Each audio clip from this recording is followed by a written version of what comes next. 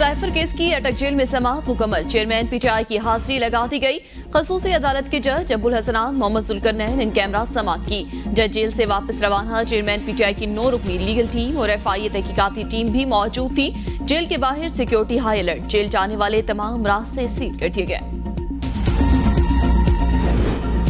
Nowshera रशकई interchange के करीब बस को हादसा, 4 अफराद जाँ बहक, 14 जख्मी।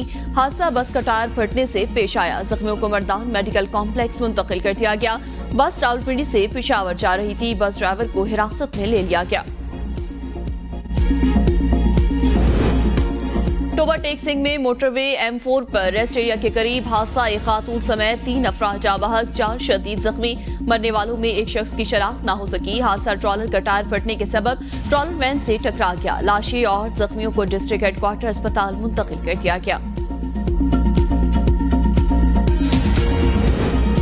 नवाज शरीफ की वतन वापसी की तारीख तय। 21 अक्टूबर को लाहौर पहुंचेंगे। साबिक वज़ीर-ए-आज़म शहबाज शरीफ का कहना है पूरा मुल्क नवाज शरीफ की वापसी का मुंतज़िर है। नवाज शरीफ को साजिश के तहत इक़्तिदार से हटाया गया। 2018 में धांधली ना होती तो आज मुल्क तरक्की के मैदान में बहुत आगे होता। लंदन में नवाज शरीफ की ज़ेर सदारत लीगी रहनुमाओं की बैठक। शहबाज शरीफ, ख्वाजा आसिफ समेत दीगर रहनुमा शरीक। मीटिंग में नवाज शरीफ की वतन वापसी और इंतखाबात के अलावा दीगर अहम अमूर पर मुशावरत।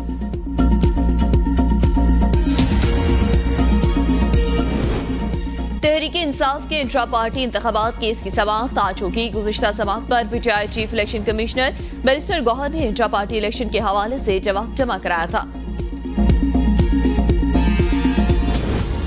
लीबिया में तूफानी बारिशों और सैलाब से 5000 से ज्यादा अफराद जाँ बहक। सैलाब से कई बस्तियां सफाई हस्ती से मिटा गई। मशरकी लीबिया के कई शहरों में इमरजेंसी नाफिज। तंदुतेज मौजें बड़ी बड़ी इमारतों को बहा कर ले गई।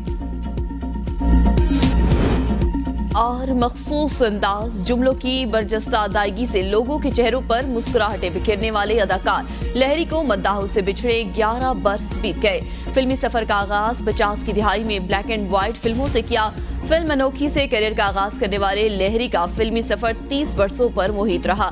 मजमूई तौर पर 220 से ज्यादा फिल्मों में अदाकारी की। लहरी को 12 निगार अवार्ड्स, 1996 में सदारती तमगा बराए हुस्न कारकर्दगी से भी नवाजा गया।